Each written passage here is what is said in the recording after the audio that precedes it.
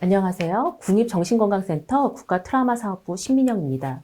저는 오늘 코로나19 통합심리지원단 활동을 하면서 현장에서 만나 뵀었던 확진자와 격리자분들이 어떠한 어려움들을 호소하고 계시는지, 그리고 그분들을 돕기 위해서 저희가 하고 있는 활동들에 대해서 간단히 말씀을 드리고자 합니다. 이것은 감염병 위기 경보 단계입니다.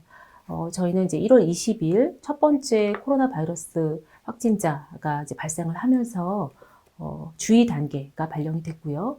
그로부터 이제 일주일 후에 우한에서 귀국하신 분들을 중심으로 네 번째 환자까지 발생을 했을 때 경계 단계로 격상이 되었고, 불과 한 달여 남짓 만에 대구를 중심으로 전국적으로 환자가 폭증하게 되면서 심각 단계로 격상이 돼서 지금까지 이어져 오고 있습니다.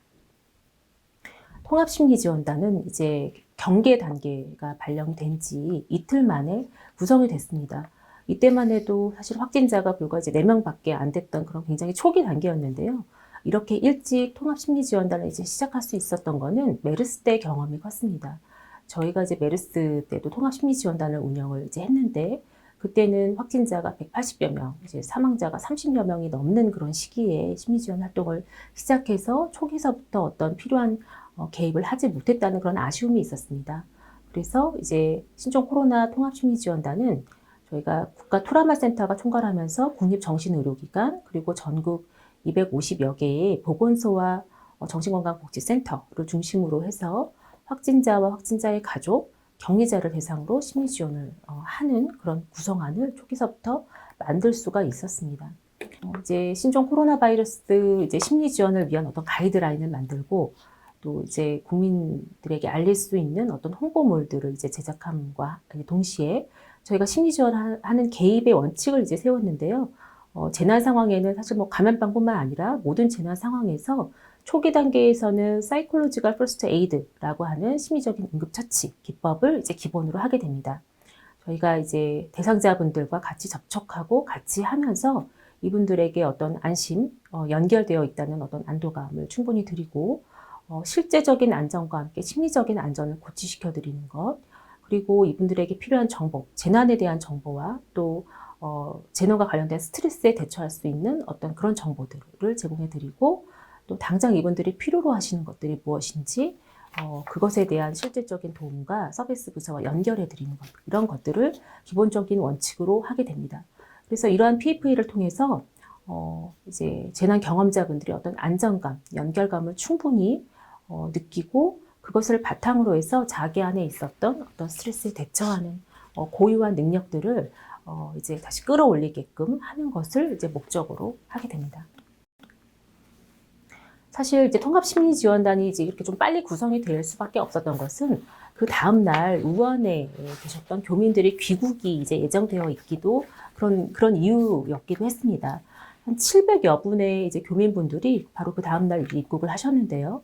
이분들로 인한 지역사회 전염을 막기 위해서 14일 동안 격리를 하실 수 있는 임시생활시설이 가동이 됐습니다.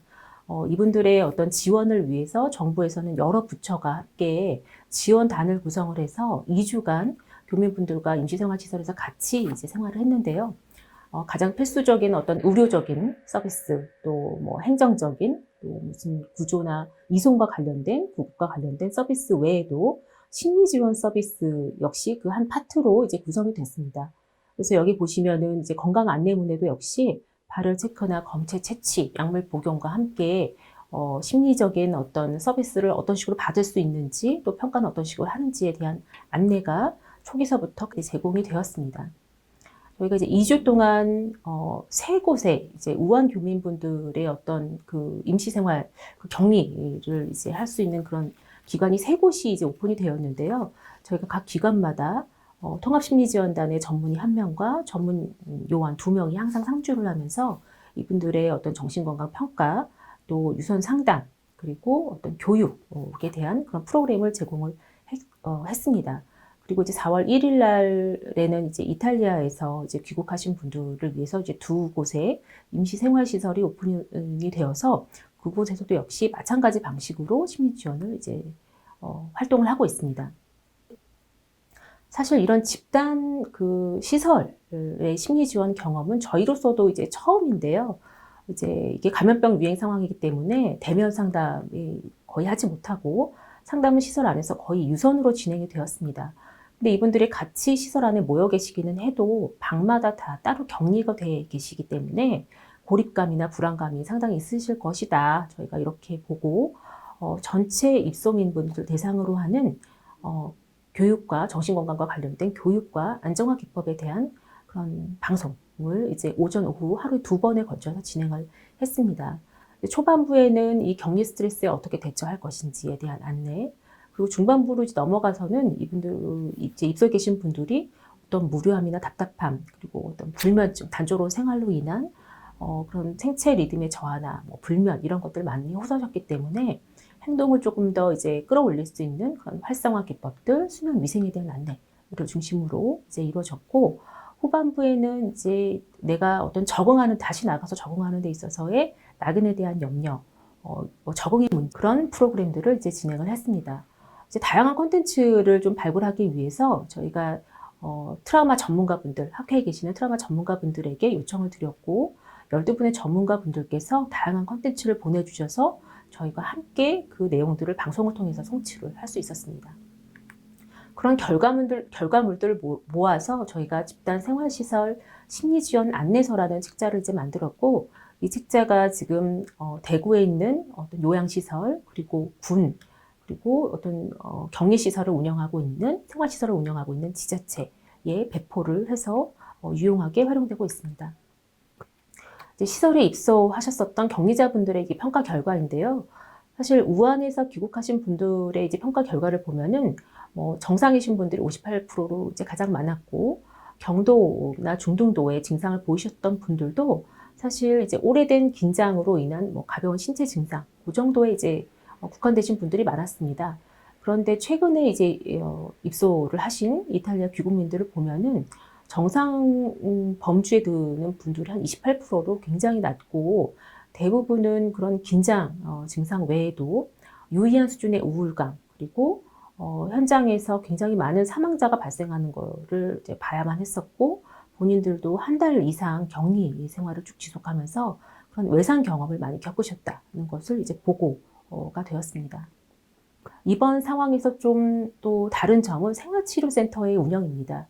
저희가 2월 18일까지만 해도 이제 31번째 환자가 나오는 그런 규모였는데, 불과 2주 만에 4,000명대로 환자가 이제 치솟았습니다. 그렇게 된 이 바탕에는 대구에서의 환자의 이제 급증이라는 그런 현상이 있었는데요.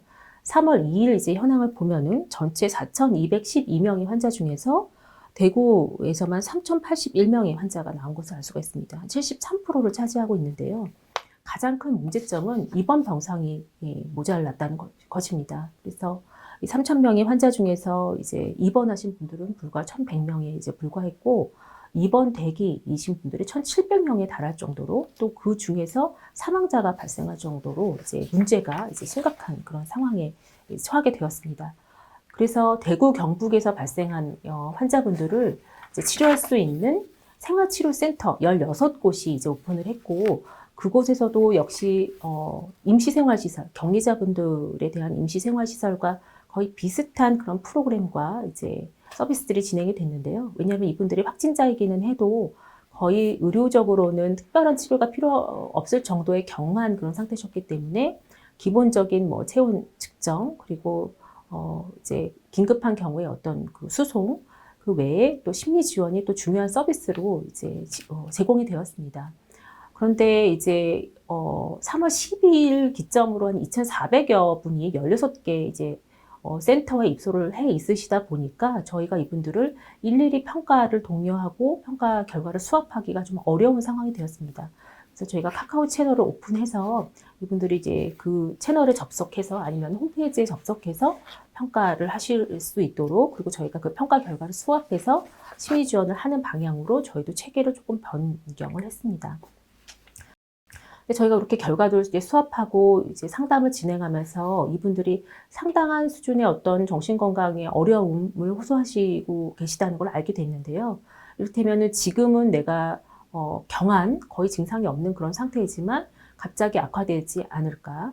그리고 이제 내 주변에 벌써 내가 확진자라는 소문이 굉장히 파다하게 났고, 엉뚱한 소문들이 막 돌고 있고, 이런 데 따른 어떤 억울함과 분노감, 그리고 본인으로 인해서 식구들이 격리되고, 직장이나 내가 다녀간 업장이 폐쇄가 된 데 대한 어떤 죄책감, 이런 많은 어려움들을 보이셨습니다.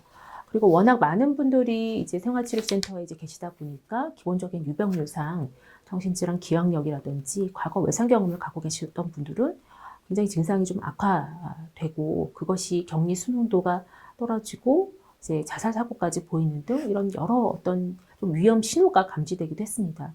그래서 3월 11일 날 보건복지부와 대한신경정신의학회가 이제 MOU를 맺고 생활치료센터가 운영이 종료되는 시점까지 지속적인 어떤 전문가들의 서비스가 제공될 수 있도록 그렇게 이제 장치가 마련되기도 했습니다.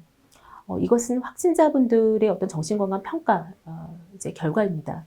사실 초반과는 조금 시기가 지나면서 약간 다른 영상으로 조금 변모를 했는데요. 이를테면 계속 어떤 검사 결과가 양성이 나오는 분들은 나는 여기서 벗어날 수가 없을 것 같다.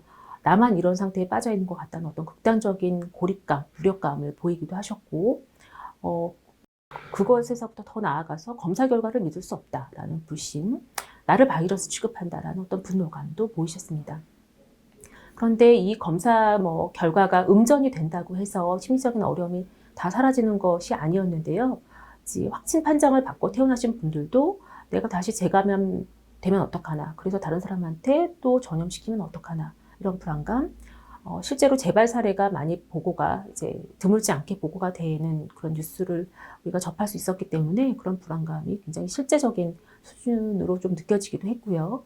또 이제 완전히 내가 회복이 돼서 이제 다시 복귀를 해야 되는 그런 분들은 직장에서 나를 이제 원래대로 이제 대우해 줄까, 어떤 낙인에 대한 우려, 그리고 이런 좀 장기간의 상황들을 겪으면서 기존의 어떤 대인관계 안에서의 갈등, 가족 안에서조차도 그런 갈등이 불거지는 분들은 그런 데 따른 스트레스를 많이 호소를 하셨습니다.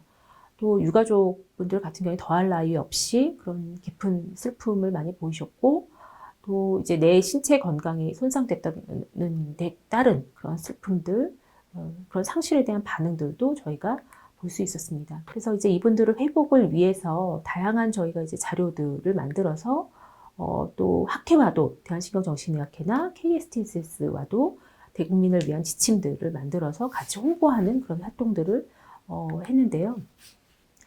이것은 저희 국가트라우마센터 홈페이지입니다. 저희가 홈페이지가 작년 11월에 오픈을 해서 평균 한 200여 명의 접속자 수준이었는데 2월 달에는 이것이 9천여 명에 달할 정도로 많은 분들이 이 부분에 대한 감염병과 관련된 그런 심리적인 반응에 대한 정보를 이제 구하시고 이런 것들에서 이제 많이 도움을 찾으시는 그런 모습을 저희가 볼 수 있었습니다. 이것은 저희 이제 한라인 실적입니다. 이제 3월 중순경에 굉장히 높은 수치로까지 올라갔는데 역시 이제 확진자가 급증하던 시기였습니다. 많은 분들이 확진자분들뿐만 아니라 일반 국민분들도 어떤 감염병이 이제 확산되는 데 따른 불안감을 많이 보이셨고 지금까지 상담이 이제 거의 이제 10여만 건에 이르는 그런 상담이 진행이 되고 있습니다. 이것은 이제 어떤 재난 상황에서, 재난이나 위기 상황에서 회복을 촉진시키는 요소입니다. 우리가 어떤 위기에서 벗어나기 위해서 가장 중요한 것은 역시 연결감입니다. 연결감이고 그런 난관이나 어려움에 압도되지 않고 내가 그런 문제들을 효율적으로 잘 풀어나갈 수 있는 어떤 구체적인 행동 방침, 그리고 나나 나를 둘러싼 환경에 대한 긍정적인 인식, 희망을 잃지 않는 태도, 위기를 기회로 보고 더 나아가서 나를 이제 다시 재발견하는 어떤 기회로 생각할 수 있는 것, 이런 긍정적인 사고 방식이 위기에서 극복할 수 있는 중요한 어떤 요소가 된다고 잘 알려져 있습니다. 저희가 재난 초기에는 심리적인 응급처치, PFA를 중심으로 어떤 개입을 한다면 이제 악읍성기에 접어들게 되면은 조금 다른 접근법이 이제 필요하게 됩니다. 이것은 내셔널 센터 포 PTSD와 3사에서 제안하는 Skills for Psychological Recovery라는 악읍성기 이제 재난 프로그램인데요. 여기서 강조하고 있는 것은 문제 해결 기술을 증진하는 것, 그리고 어떤 부정적인 재난이나 부정적인 영향, 그런 불안에 압도되지 않고 긍정적인 활동을 동시에 유지하는 것, 그리고 어떤 긴장 반응, 긴장이나 불안, 그런 우울 반응을 내가 스스로 조절할 수 있는 다양한 기법들, 이를테면 호흡이나 이완법 같은 기법들을 이제 활용하는 것, 또 이제 나한테 도움이 되는 유용하고 건설적인 사고 방식으로 계속 이끄는 것, 가장 중요한 어떤 건강한 사회적인 관계의 재건, 이런 것들을 강조를 하고 있습니다. 그래서 이제 통합심리지원단 역시 재난 사태, 이 감염병 유행 사태가 장기화되면서 조금 더 악읍성기의 스트레스를 잘 극복하실 수 있는 그런 기법들의 중심을 두고 있습니다. 네, 여기까지 통합심리지원단 활동에 대해서 이제 발표를 마치겠습니다. 감사합니다.